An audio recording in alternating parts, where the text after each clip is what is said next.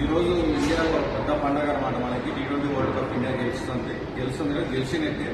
ఈరోజు మనం 1000 వాళ్ళ 10,000 వాళ్ళ గన్ షాట్స్ అన్ని రెడీ చేసుకుని పెట్టుకోండి. ఎందుకంటే ఇండియా ఇవాళ విన్ పక్క.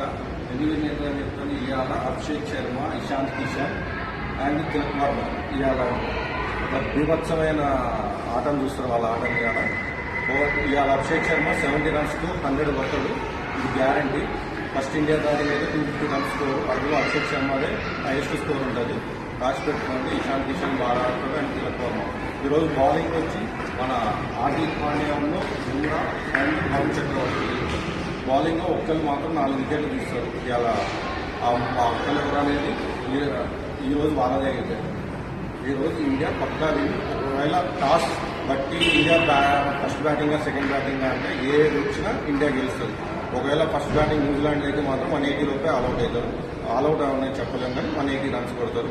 ఇండియా చేజ్ చేస్తుంది. అదే ఇండియా ఫస్ట్ బ్యాటింగ్ అయితే 250+. ఇవాళ 1000 వాళ్ళ కాదు 10,000 వాళ్ళ పేలాల్సిందే. ఇండియా T20 వరల్డ్ కప్ 3వ కప్పు ఇవాళ కొడుతుంది ఇండియా.